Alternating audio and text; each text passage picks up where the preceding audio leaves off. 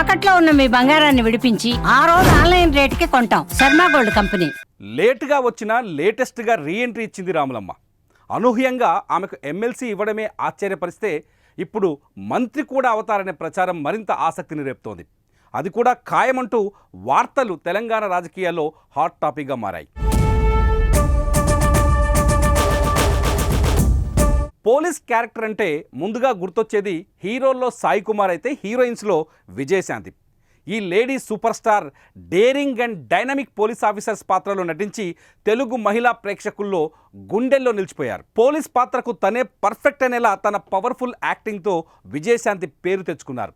ఆమె తర్వాత ఎంతోమంది హీరోయిన్స్ పోలీస్ రోల్స్ చేసినా కూడా అంత క్రేజ్ తెచ్చుకోలేకపోయారు. పోలీస్ యూనిఫామ్లో వెండితెరపై అలరించిన అలనాటి తార ఇప్పుడు రాజకీయాల్లో ఆ పోలీస్ శాఖకు మంత్రిగా వస్తుందనే పుకార్లు షికార్లు చేస్తున్నాయి.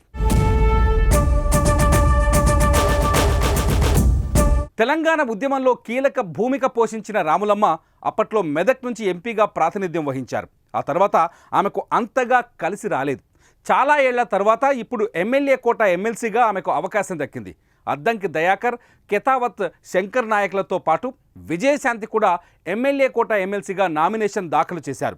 విజయశాంతికి ఎమ్మెల్సీ కట్టబెట్టడమే కాదు, మంత్రివర్గంలోకి తీసుకుంటారనే ప్రచారం కూడా జోరుగా సాగుతోంది. స్థానిక ఎన్నికలకు ముందు లేదా తరువాత జరిగే మంత్రివర్గ విస్తరణలో విజయశాంతికి బెర్తు దక్కడం ఖాయమని రాజకీయ విశ్లేషకులు చర్చించుకుంటున్నారు. ప్రస్తుతం సీఎం రేవంత్ రెడ్డి వద్ద కీలకమైన మున్సిపల్, విద్యా, హోంశాఖలున్నాయి. ప్రభుత్వం ఏర్పాటయ్యాక ఆ శాఖలను సీఎం తన వద్దే ఉంచుకొని పర్యవేక్షిస్తున్నారు. అయితే విస్తరణ జరిగితే ఆ మూడు శాఖల్లో విజయశాంతికి ఓ శాఖను కేటాయిస్తారని, ఎక్కువగా హోంమంత్రి అయ్యే అవకాశాలు ఉన్నాయంటూ సోషల్ మీడియా కోడై కూస్తోంది. మరికొందరు విద్యాశాఖను కూడా కేటాయించే అవకాశం ఉందని కూడా అభిప్రాయం వ్యక్తం చేస్తున్నారు. ఇంకొందరు మాత్రం ఆ ప్రచారాన్ని కొట్టిపారేస్తున్నారు. నామినేషన్ వేశాక మీడియా నుంచి కూడా మంత్రి పదవిపై విజయశాంతిపై ప్రశ్నలు ఎదురవ్వగా ఎమ్మెల్సీగా అవకాశం ఇచ్చిన అధిష్టానం మంత్రివర్గంలోకి కూడా తీసుకుంటుందో లేదో తనకు తెలియదని జవాబిచ్చారు.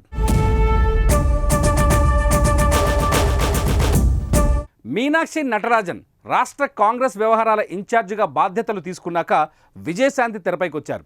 కాంగ్రెస్ అధికారం అందుకొని ఏడాది దాటిపోయినా సైలెంట్గా ఉన్న రాములమ్మ ఒక్కసారిగా వైలెంట్ ఎంట్రీ ఇవ్వడం, మంత్రి అవుతారని ప్రచారం జరగడంతో ఆమె అభిమానుల్లో కొత్త ఉత్సాహం ఉరకలేస్తోంది.